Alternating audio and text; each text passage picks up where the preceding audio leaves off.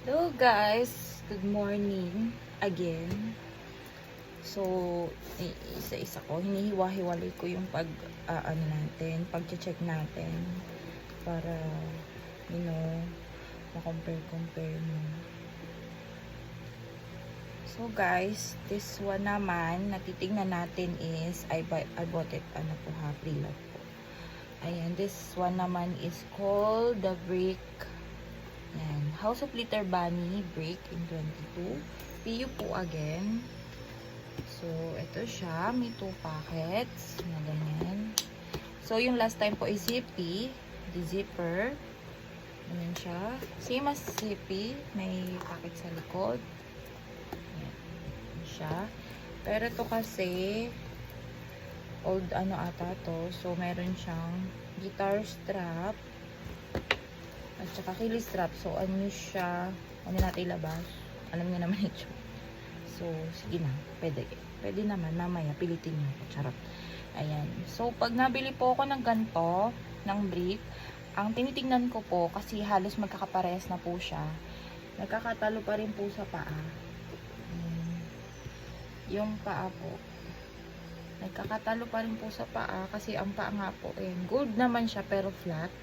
So, yung fake po is tusok po. Tusok. Okay? Patusok po siya. So, hindi ko yung binibili. So, if may update po, paki-comment na lang po. Katulad po kasi sa Treasure, yung mga bagong labas ata. Lalo po yung belt is, pero may, ganun-ganun siya. May strip-strip siyang ganun. Parang grid. Ganun siyang ganun. So, ayun. So, yung titignan ko paa. And the logo again. Ito medyo malaki yung logo nila, pero ayan. Pero yung fake po kasi talagang kala mo lobo lang talaga siya na gano'n. Well, hindi define yung shape niya. Ito kasi define na define. Ayan siya mga sis. Paa and the logo. Ayan, share tayo. Story time tayo. Binili ko po to ng Pre-Love. Puro siya.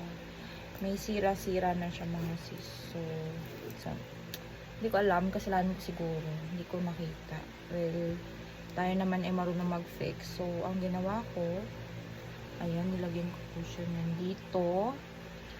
So, sa Clara po, yung mga may sakit po, yung sa sulok, yung piyo na Clara, pwede nyo po siyang lagyan yan. So, watch nyo po yung video ko na isa. Yung about po dun sa mga tools na meron ako. Tapos, ayan. Yan po yung sakit niya, the corners. Same po sa Clara, di ba? Yung corners niya. So, pwede nyo lagyan. Pero po, para ma-prevent nyo po, yung bumili po kayo ng sticker na oblong. So, pwede po yun sa paa, pwede yun sa skin. So, para ma-avoid nyo po yung gantong sira. So, hanapin ko po yung link. Lagay ko ulit dyan sa comment section. And then, ano po pang sira nito? Ito po. Sa brick and zippy, sira nyo po lagi. Ito rin po. So, ayan. Na-crabs din po yan siya dyan. Tapos nasira na. So, since naayos ko na po siya, nalagyan ko po siya ng mga rubber lining dyan sa dulo-dulo. Pag tumama po siya, mag-glide na lang. Kasi matibay na siya. Kasi rubber lining na po yun.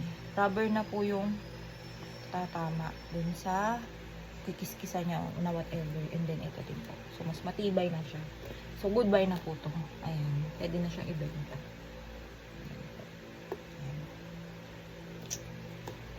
Sa zipper din po pala, ayan, sa zipper din po pala, commonly ganito po yung, ganyan po yung sa zipper, ha? Ganyan po yung zipper niya, may leather na ganyan. Ito din po, possible din pong umangat yung mga ganito, kasi yung kay 24 ko dati is umangat siya. So, yun, pwede nyo po siyang dikitan ng fabric glue. Or, pwede, hintayin nyo na siya, gamitin nyo na siya hanggang sa mag-melt, didikit po siya ulit dun. Okay? So, ayan po. So, if you have any questions, suggestions, update po regarding sa bag na to, ayan, huwag mahiya, mag-comment. Okay? Para ma-educate din po natin yung iba. So, thank you po!